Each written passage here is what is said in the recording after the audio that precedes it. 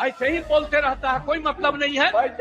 अरे 13 में जब आप लोगों को छोड़ दिए थे, अब अकेले थे, हम इसको बना दिए और अंत में हमको बाध्य किया, फिर हम बन गए थे। नीतीश कुमार ने अपने इस भाषण के दौरान एक नेता पर निशाना साधा था। ये वही नेता था जिसे नीतीश कुमार ने मुख्यमंत्री बनाया, जो चूहे खाता था, जो रामायण को काल्पनिक कहता था, जो कहता था कि रावण राम से ज्यादा कर्मठ थे।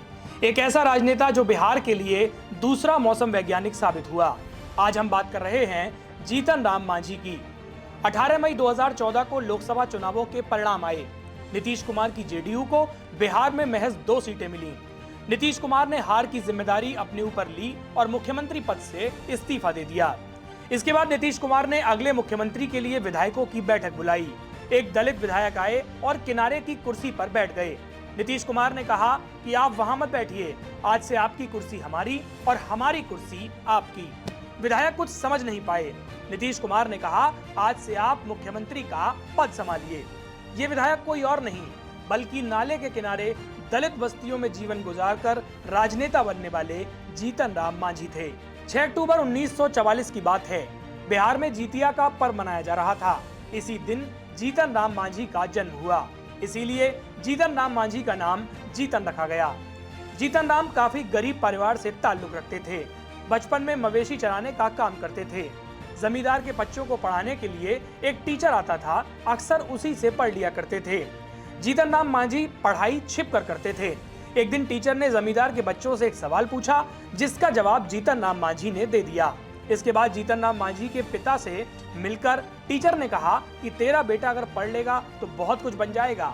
अपने पिता की जिद और मेहनत की वजह से जीतन राम मांझी को पढ़ने का मौका मिला। जीतन को बचपन से ही जातिवाद का सामना करना पड़ा। मांझी की शादी 11 साल की उम्र में बिंदी देवी के साथ हो गई थी। मांझी ने अपने एक इंटरव्यू में बताया कि मुझे हॉस्टल में सामान्य कमरा नहीं मिला था, या तो बीमारी के लिए दिए गए कमरे दे दिए जाते थे या फिर नशेड़ी लड़कों के साथ रहने को कहा जाता था। जीतन राम मांझी ने अपनी किताब में लिखा था, बचपन में मैं सोचता था कि कलेक्टर बनूं, जमींदार बनूं या जज। फिर सोचा कि अगर मैं राजनीति में आ जाऊं तो देश और राज्य की तरक्की का काम कर सकता हूं। मैंने 7 साल की उम्र में ही राजनीति में आने का फैसला कर लिया था। अगर जीतन राम मांझी के शुरुआती करियर की बात करें तो जीतन राम मांझी पोस्ट ग्रेजुएशन करने के बाद लेक्चरर बनना चाहते थे। परिवार की तंगी के कारण उन्हें पढ़ाई छोड़नी पड़ी। 1967 में उन्हें पोस्टल विभाग में नौकरी मिली और वो पोस्ट ऑफिस में क्लर्क बन गए। इस समय उनकी सैलरी 2500 रुपए थी। नौकरी के साथ साथ जीतन राम मांझी ट्रेड यूनियन से भी जुड़ गए। बाद में जनरल सेक्रेटरी और प्रेसिडेंट भी बने। जनवरी 1972 में जीतन की पहली पत्नी बिंदी देवी का निधन हो गया। बेटा संतोष सिर्फ 3 महीने का था। बेटियां सुनैना और प्रभा भी छोटी थी। जीतन राम मांझी ने अप्रैल 1972 में दूसरी शादी शांति देवी के साथ कर ली। शांति पहले से विधवा थी और उनका एक बेटा था प्रवीण। बाद में जीतन और शांति की 3 बेटियां हुई, बेबी, परमीला और रूबी। 1976 में छोटे भाई गोविंद सब इंस्पेक्टर बन गए। इसके बाद जीतन राम मांझी राजनीति में सक्रिय हुए। गया जिला कार्यालय और राजेंद्र आश्रम जाते रहे। उन्होंने गया कांग्रेस जिला अध्यक्ष अनंत देव मिश्रा से मुलाकात की, जिन्होंने उन्हें कई बड़े नेताओं से मिलवाया। फिर आया साल 1980। इस साल बिहार में विधानसभा के चुनाव होने थे। जीतन को लगा कि कांग्रेस उन्हें फतेहपुर से टिकट दे देगी, लेकिन ऐसा नहीं हुआ। जीतन का टिकट कट गया। इसके बाद जीतन ने बिहार के पूर्व मुख्यमंत्री जगन्नाथ मिश्र से मिलने का फैसला लिया। जीतन चुनाव के लिए नौकरी छोड़कर आए थे। जीतन राम मांझी ने अपने हालात बताए। इसके बाद जगन्नाथ ने जीतन से टिकट का वादा किया और कहा कि उन्हें टिकट दिलाएंगे। इसके बाद शाम तक जीतन राम मांझी को टिकट मिल गया। कांग्रेस ने उनके नाम का ऐलान कर दिया।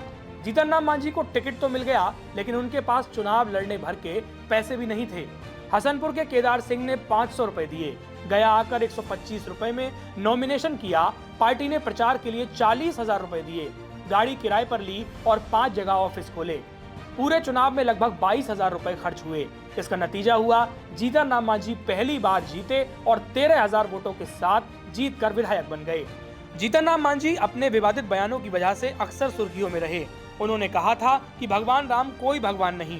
राम को हम नहीं मानते हैं, वो आदमी नहीं था, काल्पनिक है वो, और वही पर करके बुझवा रहा है हम लोगों से, अत्यंत तरह की बात करवा रहा है और उसी में हमको डाल रहा है। तो यही आस्था है।